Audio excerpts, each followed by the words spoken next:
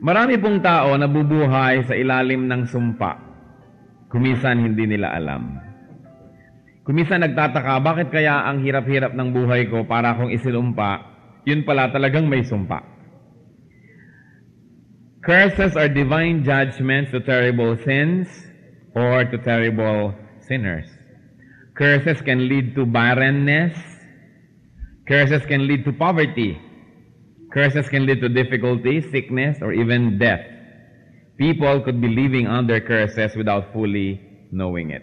Heavenly Father, we pray for enlightenment today. Bigyan niyo kami ng inyong liwanag at nang makita namin kung mayroong mga sumpa na nagkakaroon ng epekto sa aming buhay. Kayo, Panginoon, ang naglilinis, kayo nagpapatawad, kayo nagpapalaya. Ang aming dalangin, palayain niyo po kami maging sa mga sumpa na maaring hindi namin alam naroon pala sa aming buhay. Let your will be done in our lives. Let your perfect will be done in every day of our lives. And today, Father, we seek your glory, we seek your truth, we seek your comfort. And above all, we seek your liberation. Liberate your people. Continue, O Lord, to set us free from every little and big thing that continue to shackle us. And we pray that your will set us free.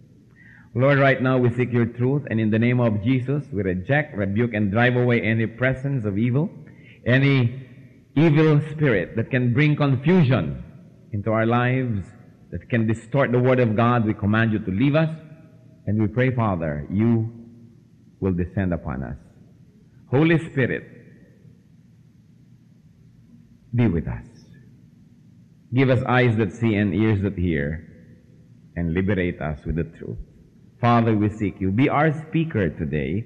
We have gathered to hear you, not any human being but you alone. Be our speaker. Use only your servant, but do your will, accomplish your purpose. Send your word that can heal all of us, and then glorify only yourself as you set your people free. We seek you, Father, confident that you will grant our request as we ask in the name of Jesus our Lord, your Son. Amen. 10 terrible curses. Tayo po'y magbilang. Baka meron tayo ng isa sa mga 10 matitinding mga sumpa. There are many curses in the Bible, but we're going to focus on 10 to see how free we are from such curses. In relation to God, we're going to discuss 4 curses. 4 na sumpa na dumarating nang may kinalaman sa ating pakikitungo sa Diyos. Curse number 1 is a curse for making religious idols.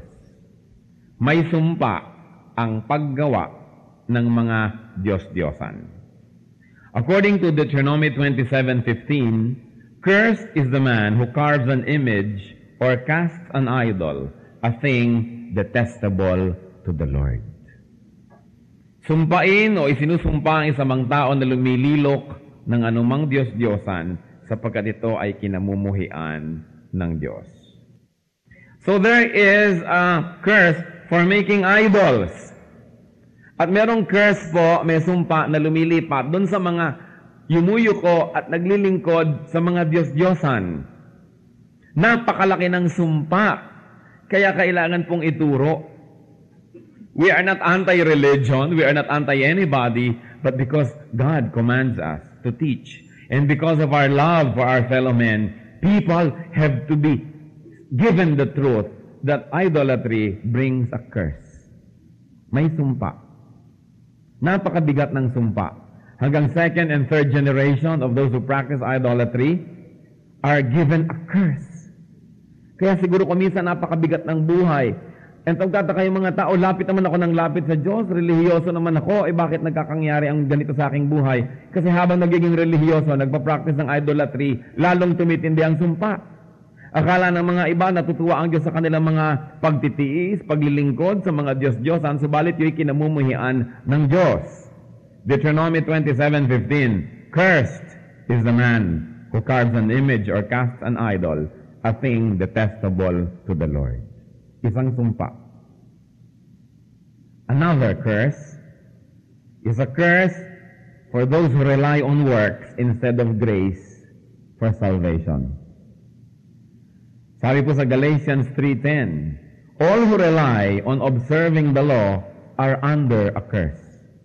For it is written, cursed is everyone who does not continue to do everything written in the book of the law. Napakalalim po ang mga epekto nito sa ating buhay. Sino man daw ang hindi susunod sa lahat ng iniuutos sa Biblia ay may sumpa sa kanyang buhay. Kaya ang tanong, sino pong tao ang makasusunod sa lahat ng utos ng Diyos sa lahat ng oras? Meron po ba? Wala. Kaya ang sabi dito, sino man ang umaasa na siya'y maliligtas dahil sa paggawa niya ng mabuti, ay daig pa ang may sumpa sa kanyang buhay dahil hindi naman siya makakagawa ng lahat ng mabuti sa lahat ng panahon. Kung gayon, ang umaasa sa paggawa ng mabuti para maligtas ay mapupunta sa kapahamakan, siya'y nasa ilalim ng isang sumpa. Cursed is a person who relies on works instead of grace. Ang tanong ay ganito, bakit pa nagbigay ng mga batas para sundin? Ang mga batas po ng Diyos, una, ibinigay yan talaga para maging alituntunin natin at pamantayan sa paggawa ng tama. Subalit, higit pa sa roon, may mas malalim na ipinahihiwatig ang mga batas ng Diyos. At ipinahihiwatig dito na kailangan natin ng grace, ng grasya ng Diyos para maligtas. Sapagkat sino man ang masusing mag-aaral ng mga utos ng Diyos, merong inevitable conclusion kayong mararating. At yun ay sasabihin nyo, imposible ko itong magawa lahat. Walang taong makasusunod ng lahat ng ito sa lahat ng panahon. Marami pong mga tao ang akala nila ang mga utos ng Diyos ay hagdanan na isa-isa mong aakyatin para ka makarating sa kaluwalhatian ng Diyos sa langit at sa kaligtasan. Subalit hindi yan hagdan na maaaring akyatin sapagkat walang makaaakyat ng kaluwalhatian ng Diyos. Ang mga utos ng Diyos ay isang pader na mataas at blanco na nagsasabi sa iyong, imposible, you cannot make it. To the point that the laws point to Jesus Christ. That the law of God points to grace. Na sinasabing, kung aakyatin mo lang ako, imposible. You cannot go to God on your own. Hindi mo pwedeng kitain ang kaligtasan. You cannot earn salvation through good works because nobody does everything good prescribed in the book. In other words, anybody who will be very serious studying the Old Testament will say, Bitin, nasa na ang kasunod? Kasi dapat yung New Testament, grace. To the point that everybody in the Old Testament that looked forward to the Messiah, to the Savior, was saved through faith in the Savior who was to come. Now we look backward to the Messiah who has already come, and we are saved by looking backward to the Messiah who has come. It has always been grace. Marami pong mga tao naniniwala, nagtuturo na, pagka nagkasala ka muli, hindi ka na naman ligtas. Di ang ibig sabihin pala, minsan tayong iniligtas ni Kristo, at pagkatapos every day thereafter, tayo na ang naging tagapagligtas ng ating sarili. Kasi pag sinasabi mong, nagkasala ka, therefore hindi ka naligtas, baligtarin niya yan, ligtas ka dahil hindi ka nagkasala. If my personal sin will bring judgment upon me, then it must be my personal holiness that should grant absolution or should give me salvation. But we know na hindi po yung ating mabuting gawa ang nagliligtas sa atin, kundi yung mabuting gawa ni Kristo na pag pinaniwalaan natin at inallocate natin sa ating sarili, nagiging atin na sa pamamagitan ng pananampalataya. Kaya ang sinasabi dito, all who rely on observing the law, and if I may add a parenthetic expression, all who rely on observing the law to be saved are under a curse. For it is written, cursed is everyone who does not continue to do everything written in the book of the law. Sana malang sinabing cursed is everyone who does not do. Kaya minsan mo lang gawin, baka pwede na. Pero ang sabi, who does not continue. Kahit ginawa mo kahapon, pag hindi mo na naman ginawa ngayon yung mabuti, cursed ka na naman. Who does not continue In doing what? 90%? No, 100%. Who does not continue in doing everything. So ang masasabi mo nga, ay, hindi nga ako maliligtas kung sa paggawa ng mabuti. Sapagkat hindi ko magagawa ang lahat ng mabuti sa lahat ng panahon. Somewhere, sometime, I will fail. Kaya dapat hindi ako manalig na sa pamamagitan ng gawa ko, ng sarili kong kaligtasan, sa pag-observe ng mga batas at kung ano-anong utos ng Diyos ako maliligtas. Kundi sasabihin ko na lang, ay, Lord, imposible, hindi na po ako masasave, liban iligtas niyo ako. Na hindi ako maliligtas, liban na lang yung inyong kabanalan ng isuot ko at inyo na tong aking karumihan. Dahil kahit anong linis ang gawin ko, marumi pa rin ako. Sabi naman sa Bible, even our best deeds are just like filthy rags. Para lang maruruming basahan. Hindi natin namamalayan, maaaring may sumpa pala in our life pagka inaasahan natin yung atin lang sariling mabubuting gawa. Kasi pag sinabi na ibang nagkasala ka, hindi ka na naman saved. Therefore, siya, saved pa rin dahil hindi siya nagkasala. E di siya ang savior ng sarili niya. And it is a great blasphemy because there's only one Savior, and that is Jesus Christ. Pag sinabi nating natanggal na naman ang kaligtasan mo dahil nagkasala ka, therefore, baligtarin, pag hindi natanggal, accomplishment ko kasi hindi ako nagkasala. Therefore, at the very least, I am Christ's co-savior. He saved me once, but I maintained my salvation. So, co-savior na ako. Kaya hindi yun totoo. Sabi po, cursed is the one who rely on observing the law. Hindi naman ibig sabihin, masama po to observe the law. We must. But because we are already saved, we observe God's law. Hindi yung we observe God's law so we can be saved. Baligtad. Dahil tayo ay anak na ng Diyos, sinusunod na natin lahat ng inuutos niya para siya maluwalhati. Pero hindi yung susundin ko lahat ng utos para ako maging anak ng Diyos. There is nothing you can do in your own merit that can earn you that blessed situation except to accept Jesus as Savior and Lord. Grace lang. So maaari, marami tayong nakapaligid sa atin, may curse pala yung buhay nila, hindi nila alam.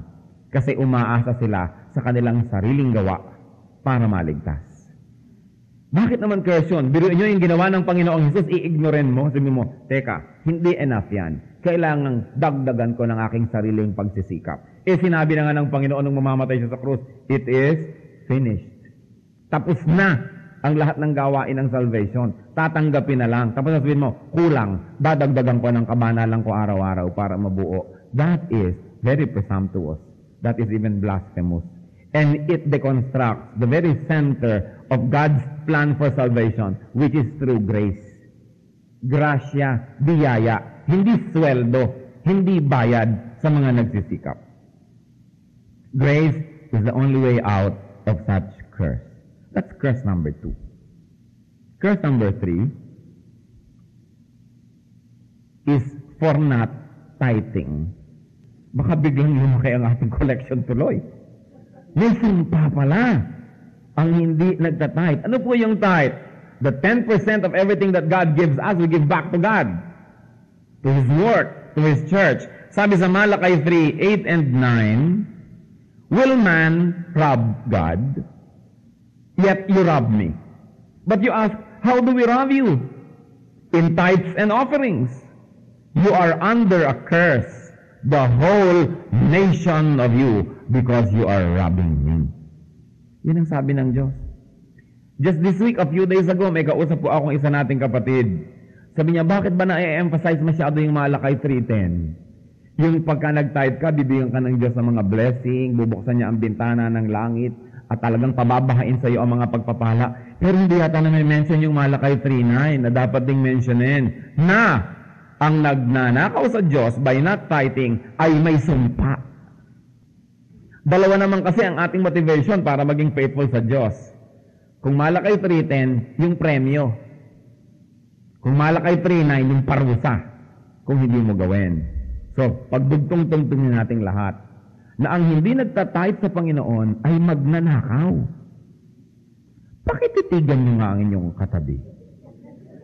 Mukha bang magnanakaw ang inyong katabi? Hindi natin alam, di po ba? Kung may salamin tayo manalamin. Ako kaya magnanakaw. And yet, the terminology, napakabigat, napakasakit na salita, hindi po ba? Masabi magnanakaw, sabi ng mga Hapon, dorobo. Magnanakaw. Pero ang sabi ng Diyos, kayo'y mga magnanakaw. Kayong mga hindi tapat. Sabi ganon, will man rob God? Pambihira kayo. Parang sabi natin, napakalakas naman ng loob nito, napakatibay naman ng sikmura nito, ninanakawan ang kapwa-tao, lalo mahirap. Offended na offended tayo sa magnanakaw, di po ba? Paano pa yung ang Diyos ang ninanakawan? Hindi ba lalo namang kailangan napakatibay ng ating sikmura para natin magawa yon? Kaya sabi ng Diyos sa Malakay 3:8 and 9, will man rob God? But the answer is yes. Yes, you rob me. Ninanakawan niyo ako. At tatanungin niyo pa ako, paano namin po kayo ninanakawan? Sabi niya sa inyong mga ikapo at mga handog. In your tithes and offerings, you are under a curse. The whole nation of you, because you are robbing me. Baka naman po ito, isa sa mga curses ng ating buhay, kaya hindi tayo umunlad-unlad. Kaya kahit gaano karami kitain natin, para lang tayo naglalagay sa isang balding butas, wala ring mangyari. Malaki kita mo, tapos bigla yung anak mo nabalian ng buto, mas malaki pa yung babayaran sa ospital kaysa sa yung kinita. Yung kahit ano mangyari, kulang at kulang at kulang. Pwedeng mangyari yan because merong curse. Another curse.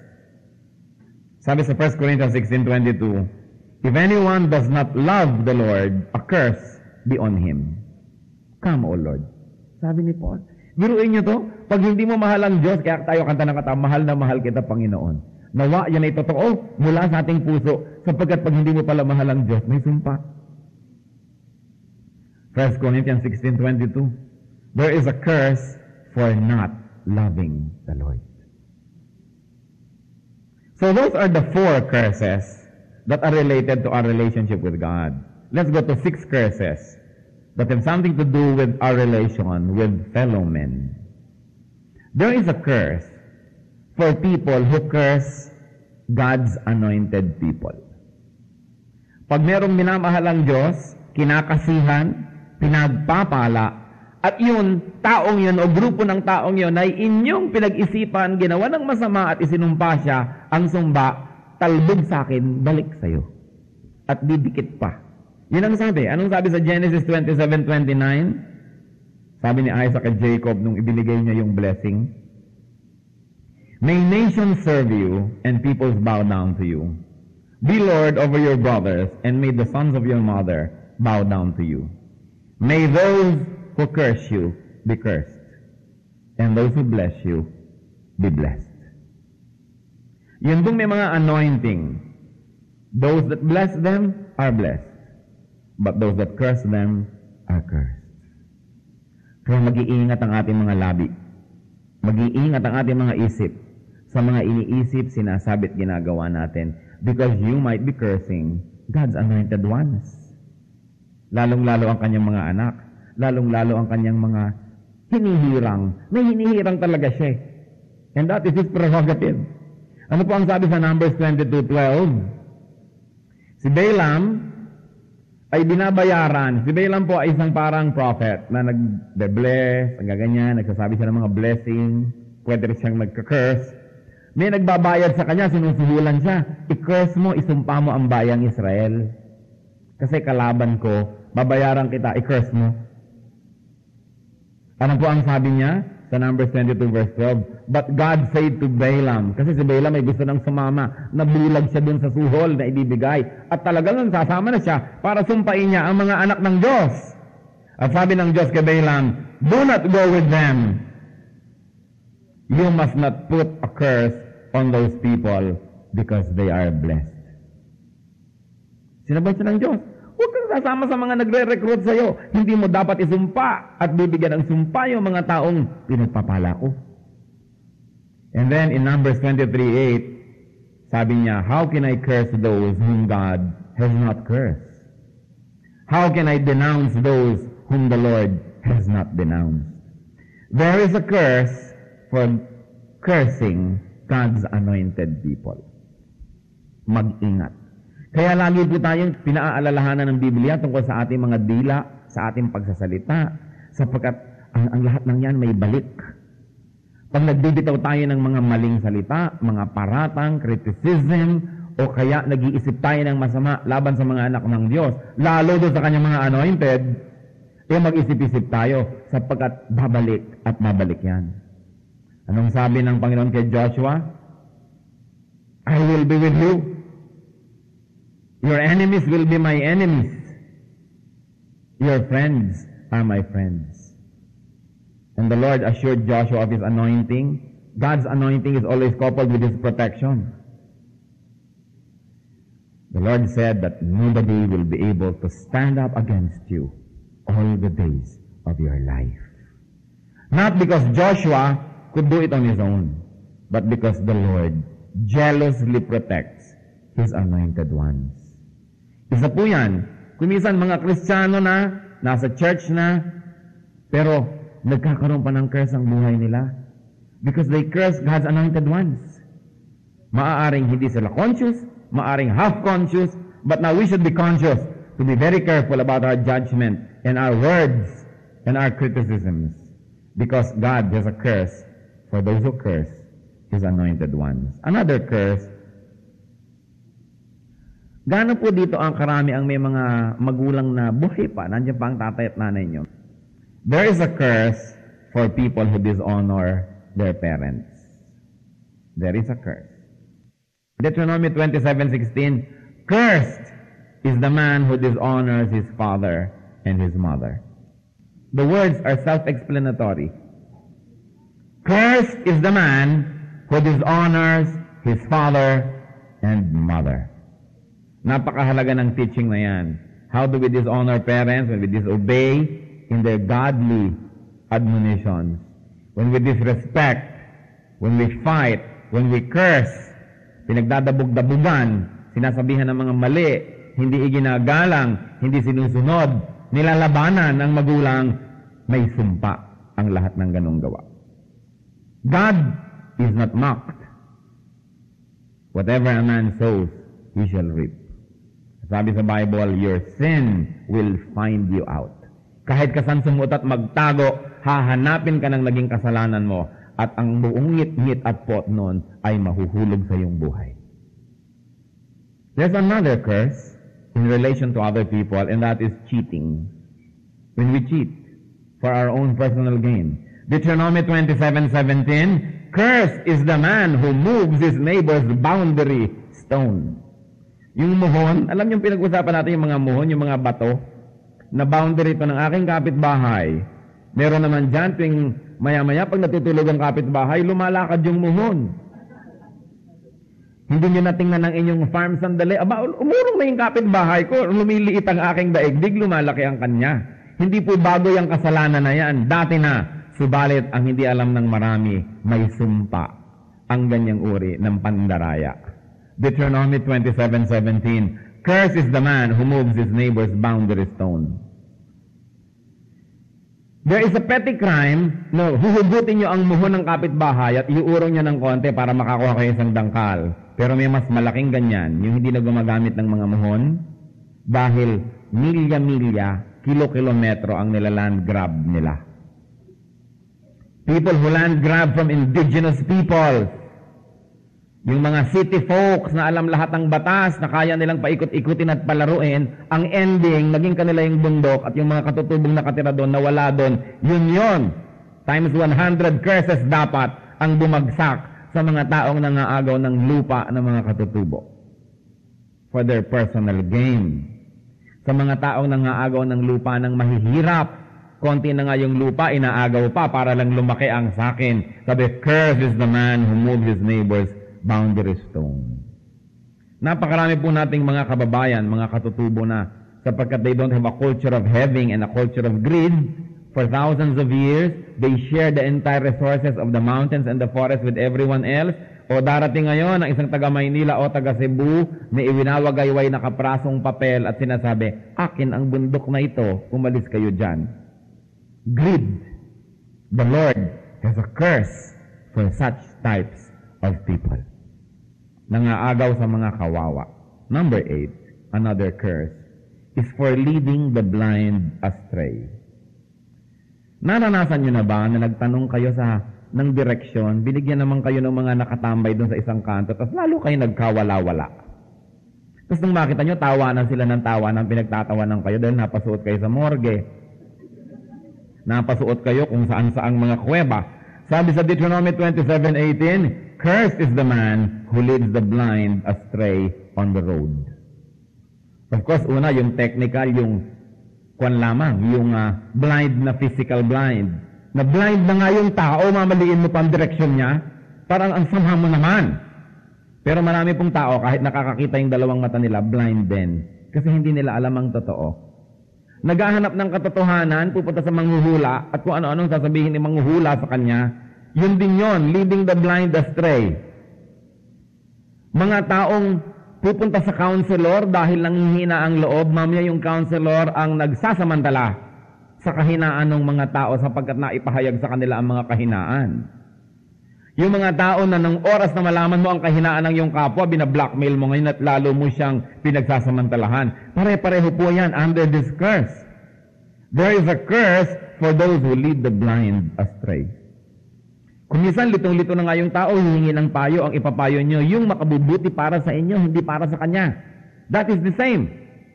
Whenever it is your interest, and not the interest of the weak, the blind, that you take into consideration, there is a curse awaiting you for leading the blind astray.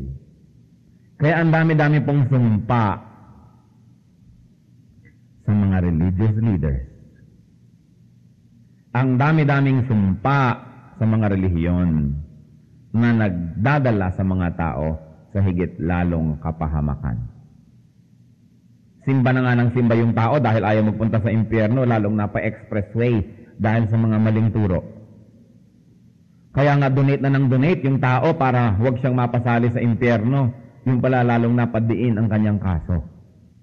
Lalapit siya sa mga relihiyoso, tuturuan pa siya ngayong sumamba sa mga Diyos-Diyosan, lalo siyang napahamak, mabuti pa wala na lang siyang relihiyon. For leading the blind astray. For teaching ideas that are not biblical. For teaching people to go against what the Bible says.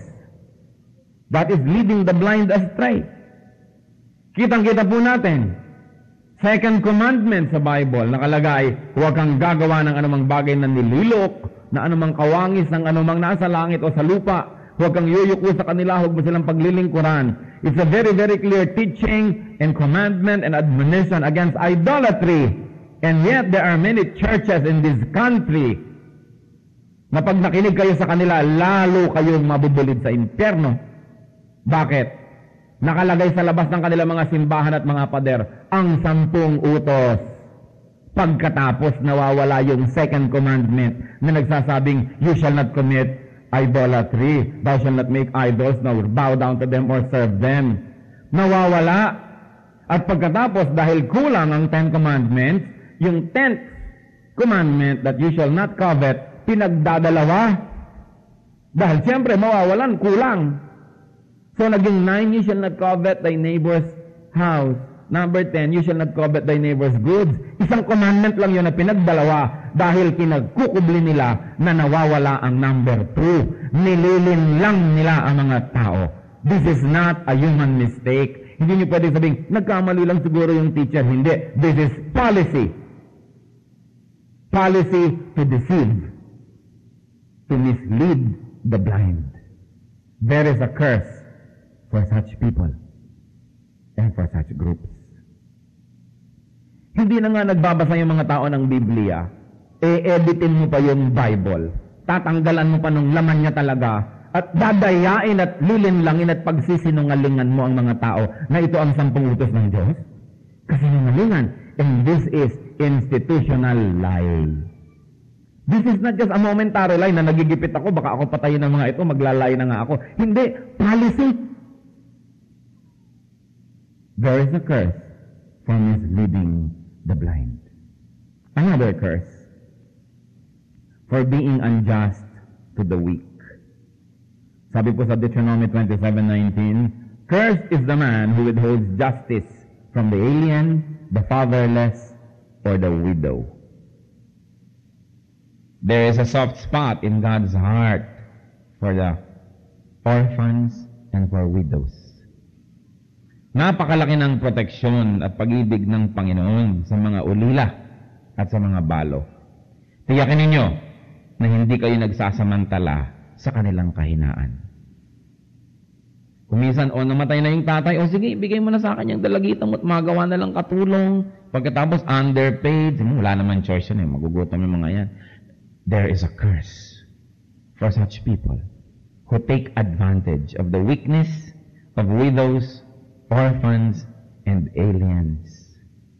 Ito, foreigner to, alien ito. Kailangan natin, pwede natin itong pagsamantalahan. Hindi ito taga rito, walang magpo-protect. God protects them. And a curse is upon people who are unjust to them. Finally, another curse. Because we can go on and through a litany of curses.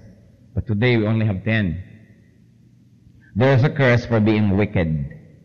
Yung pagiging nating masama, malupit, meron niyang sumpa. Proverbs 3:33, the Lord's curse is on the house of the wicked, but He blesses the home of the righteous. Kung minsan nagtataka tayo, bakit lahat na yata ng pwedeng peste na nangyari dun sa isang bahay? Pero yun pala, it is a house of the wicked. At ang nakalulungkot, kung minsan wickedness lang ng tatay, wickedness lang ng nanay, o wickedness lang ng isang member, lahat ng member ng pamilya na yan nadadamay because it's the entire house that receives the curse. So titiyakin natin na hindi tayo malupit, hindi tayo mapangapi, hindi tayo nangangawawa ng kahit na sino, sapagkat ang tinig ng mga api at ang iyak at daing ng mga kawawa ay dinidinig ng Diyos. Titiyakin natin na ang ngit-ngit at puot ng Diyos ay hindi sa atin pupunta. The Lord's curse is on the house of the wicked, but He blesses the home of the righteous. How can we be free from such curses? Unang-una, iwasan natin. Kaya nga ipinapaalala. Pangalawa, kung nagawa na natin noon, tapos na yon. Pero ang mahalaga, repent if the sin was already committed. Let us not rationalize. Huwag na nating papaniwalain ang ating mga sarili at mga tuwiran pa tayo na tayo nga'y tama at iba ang mali. Kung nagkamali tayo, tanggapin, aminin ang pagkakamali, ihingi ng tawad. Because according to 1 John 1:7, the blood of Jesus Christ cleanses us from all sin. Maaari tayong patawarin at linisin. And then if there are people who are cursing you, people who are not nice to you, people who are evil to you, do not return evil for evil. As we always like to say, pag gumawa ang isang tao ng masama, at sinuklian nyo rin ng masama, di pareho na kayong masama. Ang pinagkaiba lang nauna siya ng ilang paligo. Pero sinundan nyo agad-agad, di pareho na. But you return good for evil. Ang sabi ng Panginoon, bless those who curse you. Luke 6:28, bless those who curse you. Pray for those who mistreat you. Yan ang tamang tugon ng mga anak ng Diyos sa mga maling ginagawa sa atin ng sanlibutan. Huwag tayong gaganti. Hindi naman ibig sabihin that you will not seek redress or justice. But don't return evil for evil. Sabi ng iba, hindi ba sabi sa Bible, tooth for a tooth, eye for an eye. Mali pong application yun.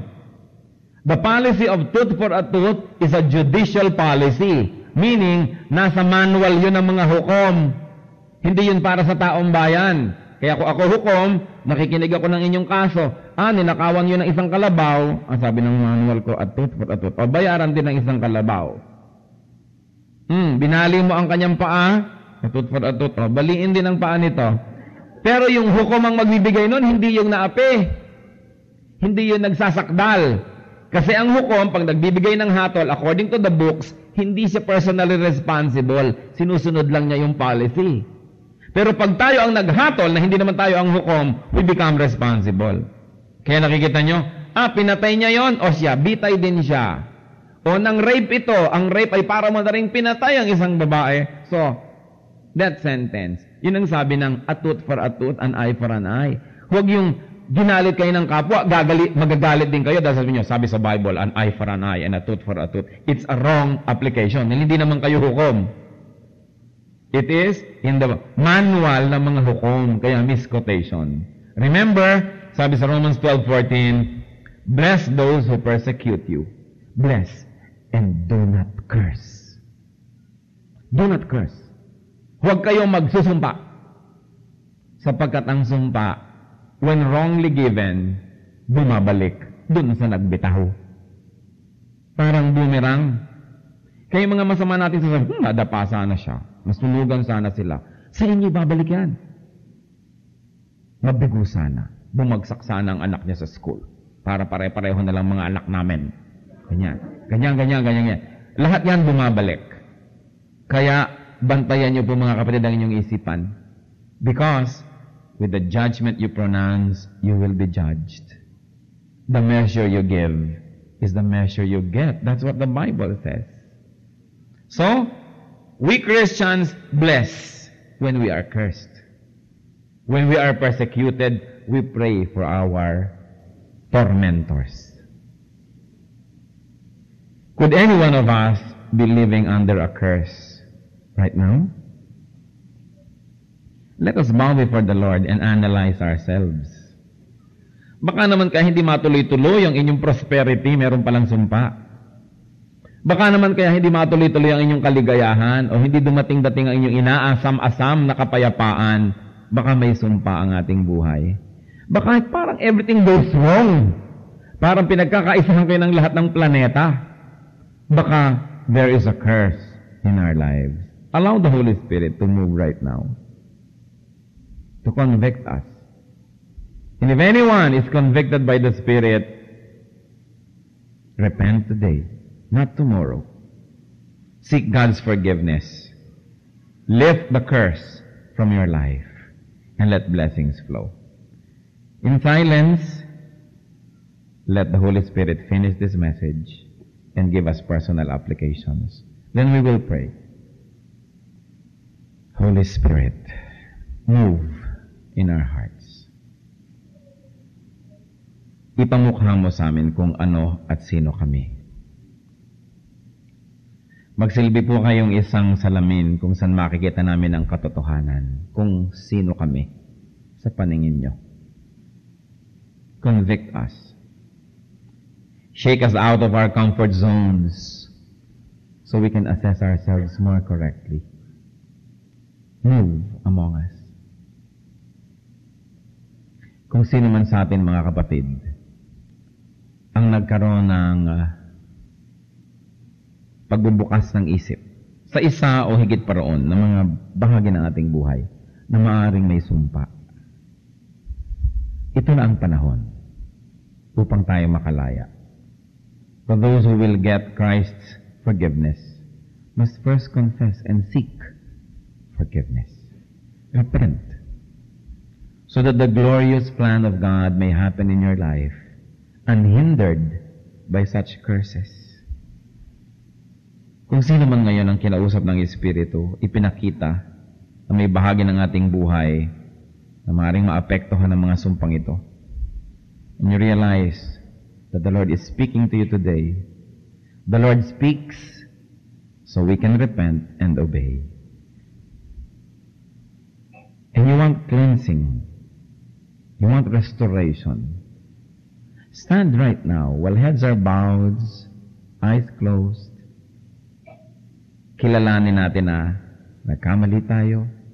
Kilalanin natin kailangan natin ang pagpapatawad ng Panginoon.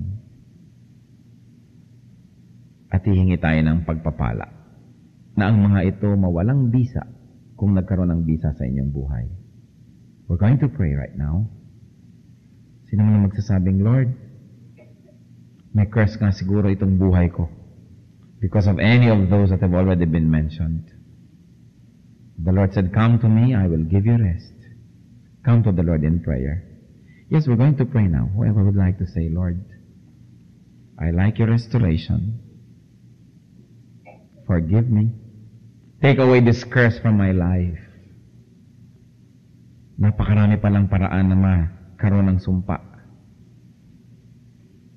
It's not an accident that the Lord brought you here today. He likes to restore you. He likes to forgive. He likes to take away that curse from your life. But you've got to stand up and tell Him, Lord, take it away. I'm sorry for it. Those who would like to receive restoration, freedom from such curse, you stand up where you are. We need to humble ourselves before the Lord so that He may be exalted. We need to admit our shortcomings. God is our judge, not our fellow men. Anybody else, like to say, Lord, isa o higit sa 10 ito, naging guilty ako.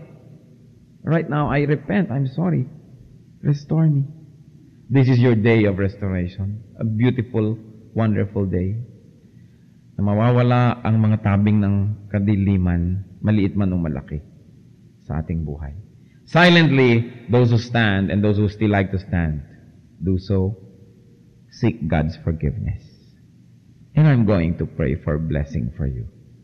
In silence, seek the Lord's forgiveness and restoration. I cannot do that for you. You've got to do that yourself. Lord, listen to the prayer of your people. Hindi kayang sabihin ng aming labi, Panginoon, ang lahat ng dapat ihingi ng tawad. Subalit sa pagtayo na yung mga anak, kinikilala na mayroong pagkukulang, may pagkakamali. Ipinapaubaya na namin sa iyo, Panginoon, ang pagrabisa ng lahat ng mga dapat na maging dahilan ng pagtayong ito. Maging yung hindi maalala ng mga kapatiran ngayon, naaalala nyo sapagkat alam nyo ang lahat. Wala kaming lihim sa inyo. Panginoon, ang aking inihiling, Amang Diyos, alang-alang sa dugo ni Kristo, alang-alang sa kanyang mga latay, alang-alang sa kanyang pagtitiis, alang-alang sa kanyang paghihirap at pag-ibig sa mga nakatayo ngayon sa iyong presensya, igawad niyo po ang pagpapatawad. Ayon na rin sa paghingi ng tawad ng bawat isa. At sa paggawa niyo yan, Panginoon, na naniniwala kaming siyang nais niyong gawin, na iniintay niyo lamang na kami lumapit sa inyo. Alisin niyo, Panginoon, ang anumang sumpa, bahid ng sumpa, na maaring nagpapahirap sa mga kapatid na ito. We reject and rebuke your works, Satan, in the lives of these people. We shatter to pieces your evil plans against these people as we expose through the light of the gospel the deception that you have inculcated in the lives of many brothers and sisters. And we receive your light, O Holy Spirit. We receive your restoration. Ama, sa pagtayo ng iyong mga anak, sa pagpapakumbabang ito, ibangon mo sila. Patindigin mo sa iyong mga salita. Pasandalin mo sa iyong pag-ibig at liliman mo ng iyong pagmamahal. Father, I ask you on behalf of Jesus, all blessings, material, physical, emotional, spiritual, that have been withheld because of such curses, let these blessings flow into the lives of these people right now. We claim blessings from the very throne of Jesus. We claim our inheritance as children of God through our faith in the Lord Jesus. Let this rich and exuberant and beautiful and refreshing inheritance be released unto your people as they are restored and forgiven through the blood of Jesus Christ. Thank you, Father, for hearing our prayer. Thank you for being so good to us to remind us. Thank you for exposing the truth. And thank you, Lord, for exposing all the lies that could have gone on deceiving us. Thank you for liberation. Thank you for truth. In Jesus' mighty name. Amen. Amen.